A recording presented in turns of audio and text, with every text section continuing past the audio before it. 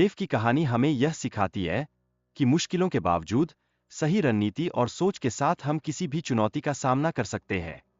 यह एक प्रेरणा है उन सभी के लिए जो कठिनाइयों में संघर्ष कर रहे हैं। यह बताती है कि आशा हमेशा जिंदा रहती है। जब आर्थिक कठिनाइयों ने जेफ को घेर लिया, तो उन्होंने सौर पैनल बेचने का काम शुरू किया। यह उनके लिए एक नया मोड़ था, जो सिर्फ उनकी जिंदगी को ही नहीं, बल्कि उनके बच्चों के भविष्य को भी रोशन कर सकता था। इस नए सफर में उन्होंने अपने परिवार के लिए एक बेहतर जीवन की आधारशिला रची।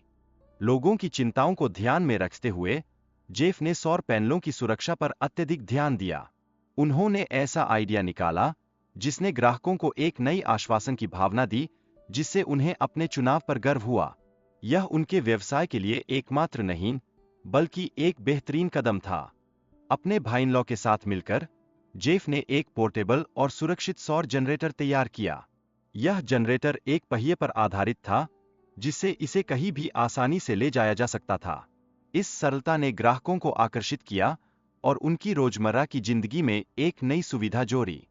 लेकिन जनरेटर के प्रतिस्पर्धा में टिकने के लिए उन्हें एक मजबूत मार्केटिंग रणनीति की आवश्यकता थी। इसके लिए उन्होंने सॉफ्टवेयर विशेषज्ञ वॉटसन की मदद ली, जो उनके टीम में शामिल हुए।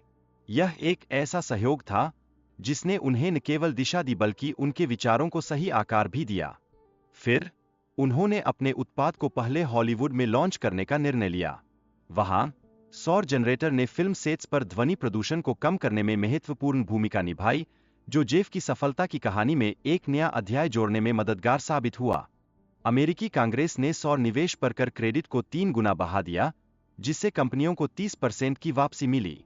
यह नीति जेफ और उनकी कंपनी के लिए एक सुनहरा अवसर बन गई, जिसने न केवल उनके व्यवसाय को बढ़ावा दिया बल्कि सौर ऊर्जा के प्रति लोगों की जागरूकता भी बढ़ाई। डीसी सोलर ने नए पैकेज के तहत 30% अग्रिम और 70% किस्तों में भुगतान की सुविधा दी, जिसने सौर पैनल की बिक्री में अप्रत्याशित वृद्धि की। इस नई नीति ने उनके ग्राहकों को नई उपलब्धियों की ओर प्रेरित किया और उनकी बिक्री को नई ऊंचाइयों पर पहुंचा दिया।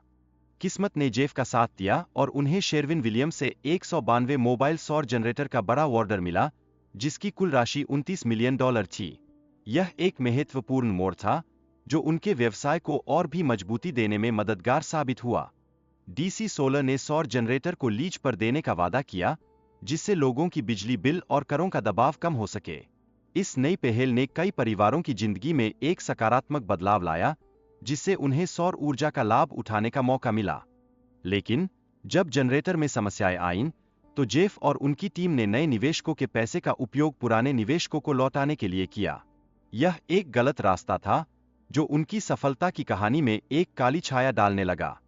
जेफ ने सरकार से टैक्स क्रेडिट के रूप में लाखों डॉलर प्राप्त किए, जो उन्हें धोखाधड़ी के मामले की ओर ले गया। यह एक ऐसा मोड़ था जिसने उनकी पूरी कहानी को एक भयंकर अंत की ओर अग्रसर किया। इस प्रकार जेफ ने पुराने निवेशकों को नए निवेशकों के पैसे देकर धोखा दिया और $76 मिलियन की धोखाधड़ी की। यह उनकी कहानी का सबसे दुखद हिस्सा था, जिसने उन्हें और उनके परिवार को संकट में डाल दिया। बड़े संस्थान जैसे वैली नेशनल बैंक भी इस धोखाधड़ी का शिकार हुए, जो गलत जानकारी के आधार पर निवेश करने के लिए प्रेरित हुए।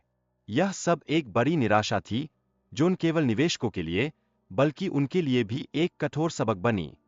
डीसी सोलर कंपनी ने अपने वास्तविक बिक्री आंकड़ों को छुपाकर निवेशकों को आकर्षित किया और फर्जी दस्तावेजों के माध्यम से धोखा दिया। यह एक ऐसा कदम था जिसने उनके द्वारा बनाई गई विश्वास की दीवार को ध्वस्त कर दिया। इस योजना में 8,000 जनरेटर खरीदने का समझौता हुआ था, जिससे $1.2 बिलियन का खर्च आया। यह समझौता प्रारंभ में जेफ के लिए फायदेमंद था, लेकिन अंत में यह उनके लिए महंगा साबित हुआ। जैसे जैसे समय बीत रहा था, जेफ ने अपनी विलासिता में वृद्धि की। उसके पास कई विला, 100 से अधिक कारें और एक निजी जेट था।